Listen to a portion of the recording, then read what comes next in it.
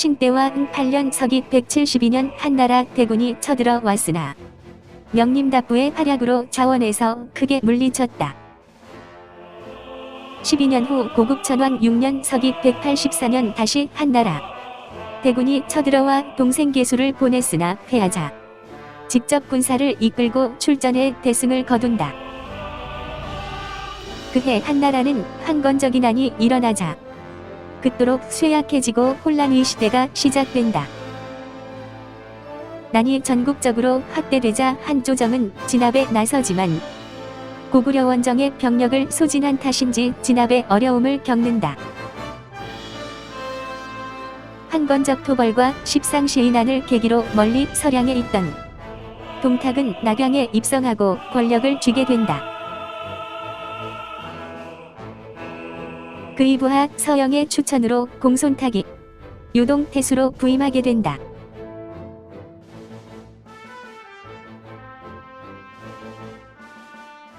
한편 고구려에서는 왕후의 친척들이 권력을 믿고 자가려 어비류 등이 백성들을 착취하고 폭정을 일삼자 백성들의 불만이 생기고 왕이 몹시 분노하였다. 왕이 죄를 물으려 하자 그들은 연나부를 동원해 반란을 일으켰다. 왕은 수도 인근에 군사를 소집해 이들을 토벌하고 왕비 가문의 국정 개입을 징계했다. 그 후 서기 197년 고국천왕은 사망하게 되고 한후 오씨는 이 사실을 비밀에 붙이게 된다. 이 시기 한나라는 동탁이 죽고 안정을 찾은 듯 했으나 군웅할거 시대가 된다. 고국천왕과 오씨 사이엔 후사를 이을 자식이 없었고 발기, 연우, 계수, 왕의 동생 셋이 있었다. 왕이 사망하던 그날 밤 오씨는 몰래 궁궐을 나간다. 오씨가 찾은 곳은 왕의 바로 아래 동생 발기의 집이었다. 오씨는 발기에게 다음 왕위 계승을 제의하지만 왕의 죽음을 모르던 발기는 그 제의를 단호히 거절한다. 그리고 부인으로서 밤에 다니는 것이 예의가 아니라며 모욕을 주자 오씨는 자리에서 일어난다.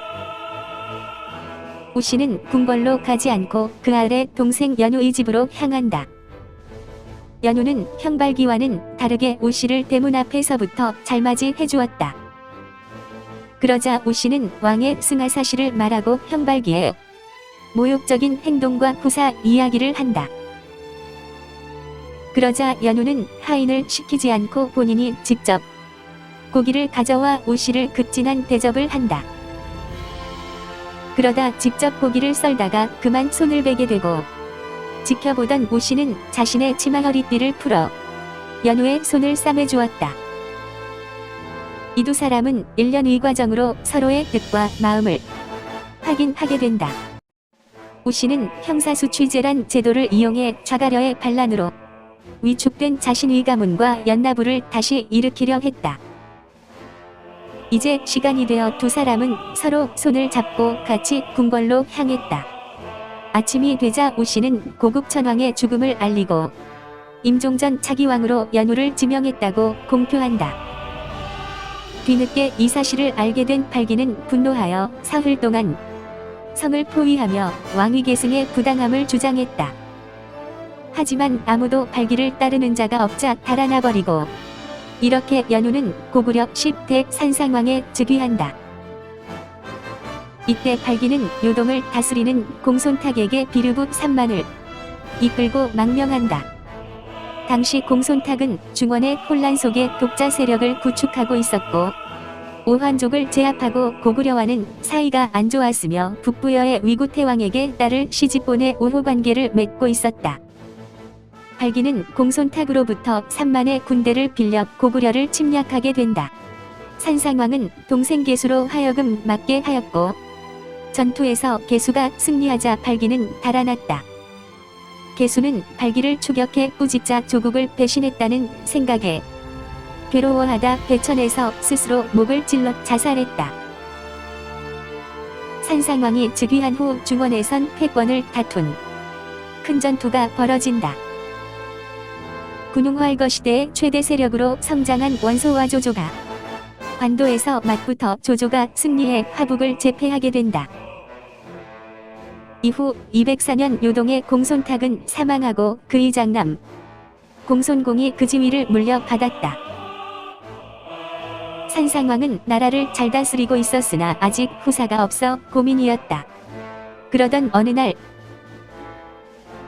제사에 쓸 돼지가 달아나 아무도 잡지 못해 주통촌까지 달아났으나 어떤 여인이 잡아주었다. 그 얘기를 듣고 왕이 차사가 사랑에 빠져 아이를 갖게 되고 이 사실에 오씨의 암살 시도에도 살아남는다. 그 여인은 소후에 봉해지고 후에 11대 동천왕인 교체를 낳게 된다.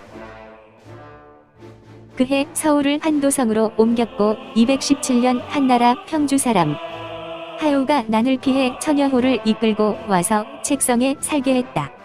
서기 221년쯤 요동에 지배하던 공손깡이 사망하고 그의 동생 공손공이 요동의 주인이 된다. 이 시기 중원은 군웅할거 시대가 끝나고 위초고 삼국시대가 돼 있었다. 227년 산상왕은 사망하게 되고 그 아들 교체가 그 뒤를 이어 고구려 11대 왕으로 즉위한다. 228년 요동에서는 공손공이 조카 공손연에게 태수직을 빼앗기고 유폐당한다. 공손연이 요동의 지배자가 되면서 각 나라들의 관계는 복잡하게 흘러가게 된다. 총나라 제갈량의 북벌로 위나라는 방어에 모든 전력을 쏟아붓는다. 위명제는 공손연에게 벼슬을 내려 침범을 못하도록 회유책으로 막는다. 이를 눈치채고 오나라 손권은 공손연에게 사자를 보낸다. 그러자 위명제는 관위를 올려주나 계속 오나라와 통교를 하자 전에 왕웅을 보내 공격하나 실패를 한다. 공손연은 손권에게 진상품을 헌상하고 손권은 기뻐서 연왕이란 자귀를 수여한다. 다시 손권은 장미, 허안 등을 양평성으로 보내나 공손연은 사신들의 목을 베고 위와 화친을 맺는다. 이때 살아남은 사신들이 도망치다 고구려에 도착하게 되고 동천왕은 이들을 잘대해주고 오나라에 돌려 보내주었다. 공손연에게 배신당한 손권은 이번 일로 고구려에 진귀한 보물과 함께 사신을 보낸다. 이때 고구려에는 위나라 사신이 와 있었고 오나라 사신은 이를 따지자 동천왕은 선물로 이들을 달래었다. 이번 일로 동천왕은 오나라에 몹시 화가 났다. 오나라에서 다시 사신을 보내자 목을 베 위나라로 보냈다. 한편 234년 오장원에서 제갈량이 사망하자 총나라와 위나라 싸움이 소강 상태로 접어든다. 237년 위나라는 이 틈에 눈에 가시 같았던 공손연을 토벌하러 관구검을 보내나 실패하게 된다. 위군을 막아낸 공손연은 스스로 연왕이라 자칭하고 소환으로 연호를 사용하고 완전한 독립을 선언한다. 그러자 이번엔 사마위가 직접 군을 이끌고 공격하고 고구려도 군을 이끌고 배후를 공격해 멸망시킨다. 공손연은 사라졌지만 완충지대가 없어진 고구려와 위나라 간의 긴장이 돌면서 고구려가 먼저 선공을 가한다. 그러자 위나라에선 관구검이 고구려를 침략하고 수도인 한도성까지 점령하나 동천왕의 끈질긴 저항으로 물러난다.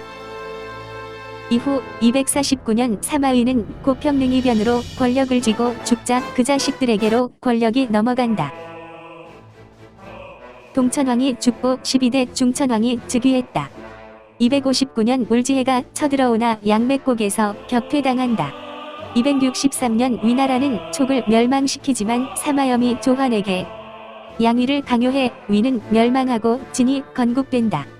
280년 진나라는 오나라를 공격해 멸망시키고 천하통일을 이룩하나 이후 팔왕이난으로 더 혼란한 5호 16국 시대가 된다. 이후 고구려는 중원이 혼란한 틈에 더욱 발전해갈 토대가 되었다.